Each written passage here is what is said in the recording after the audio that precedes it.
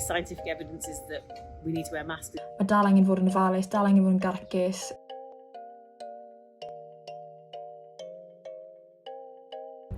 Wythnos ma, wedi croesi'r ffin i ogledd Lloegr, a bellach wedi treulio wythnos yma yn swydd Efrog.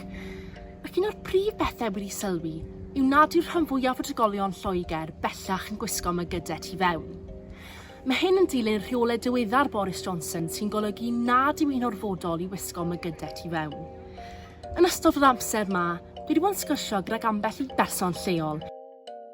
I don't think it's a good idea. I think we should have stuck with it a lot longer. The scientific evidence is that we need to wear masks. It's an airborne disease, so we really should be wearing them for longer, especially with the figures as they are at the moment. You should wear them, like I said, if it's on like public transport. I think if you're outside and personally in shops, it's up to you. I feel like people have got a really kind of negative view on masks, and that doesn't need to be a thing. I know I'm not wearing one while I'm at work, but yeah, I just think it's a bit stupid, and I think that people should take responsibility. I think it's everybody's own opinion. If you're not safe, without them, if you feel you need to wear one, I'd carry on wearing. Fel myfyrwraig sy'n astudio yn Llundain, o'n i'n amheus iawn i glywed bod newidiadau yn dod ynglyn i reolau gwisgo masgiau.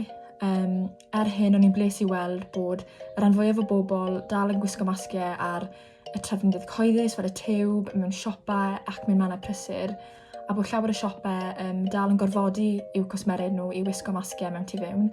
So oedd hwnna'n neis i weld. Ond beth yw barn bobl o Gymru am hyn?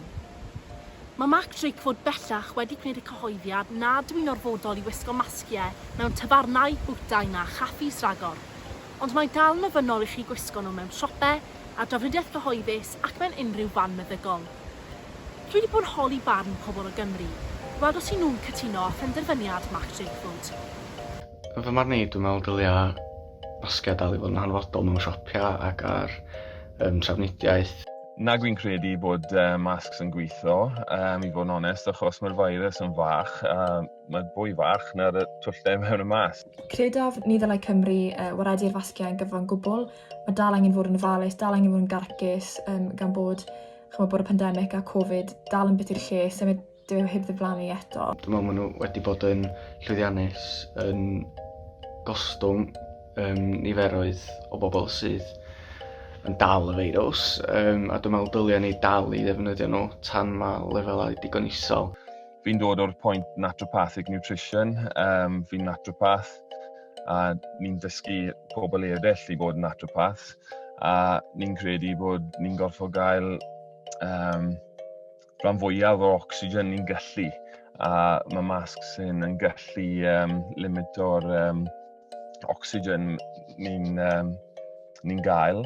Dwi'n meddwl bod o'n syniad da i ni dilyn be mae Boris yn ei wneud yn Lloegr. Fi'n gobeithio bod bydd y Cymru gyda digon o synnwyr i fod fel rai o drigolion Lloegr ac i barhau wisgo nhw.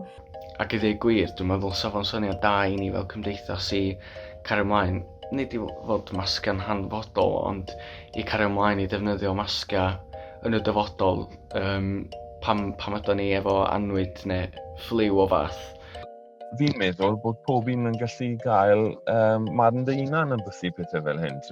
So dim forced vaccinations, neu forced mask wearing, neu forced lock healthy people up in the house.